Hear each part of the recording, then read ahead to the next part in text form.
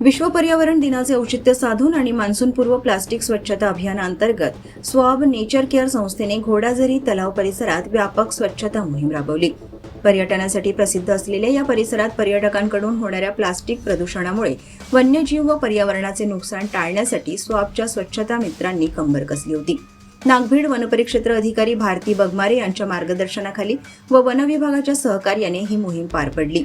संस्थेच्या सदस्यांनी घोडाझरी अभयारण्य मुख्य गेट ते तलाव परिसर असा सुमारे 7 किलोमीटरचा पायी प्रवास करत तलाव आणि ओव्हरफ्लो परिसर पिंजून काढला।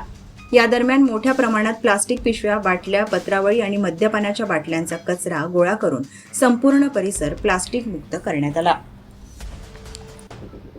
गेल्या 7-8 वर्षांपासून स्वाब संस्था सातत्याने धार्मिक आणि पर्यटन स्थळांवर श्रमदानातून स्वच्छता मोहीम राबवत आहे। यावेळी यश कायरकर, नितीन भेंडाळे, अर्चना आंबोरकर यांच्यासह अनेक स्वच्छता मित्र आणि वन विभागाचे कर्मचारी उपस्थित होते। पर्यटन स्थळांना भेट देताना पर्यटकांनी स्वतः निर्माण केलेला कचरा सोबत परत न्यावा आणि त्याची योग्य विल्हेवाट लावावी असे आवाहन संस्थेच्या वतीने करण्यात आले आहे। निसर्ग संवर्धनासाठी स्वाब संस्थेने हाती घेतलेल्या या उपक्रमाचे सर्व स्तरातून कौतुक होत आहे। संस्थेद्वारे दरवर्षी आणि वर्षभर हा उपक्रम राबवला जातो।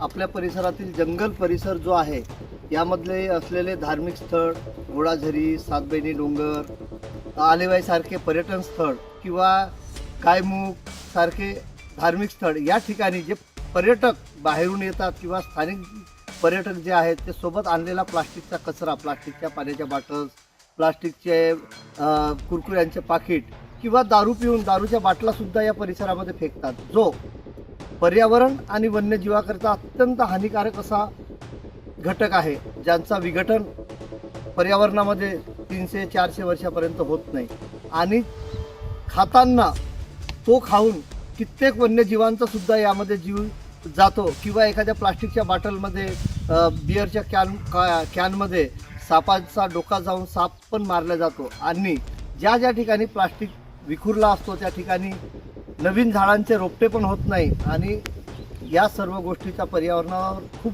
विपरीत परिणाम पडतो। त्यामुळे आमची संस्था, आमच्या संस्थेचे जे स्वच्छता मित्र आहेत, महिला मंडळी आहेत किंवा पुरुष मंडळी आहेत, हे नेहमी प्लास्टिक कचरा वेचून वन विभागाला सहकार्य करत आम्ही पर्यावरण हा प्लास्टिक मुक्त करत असतो।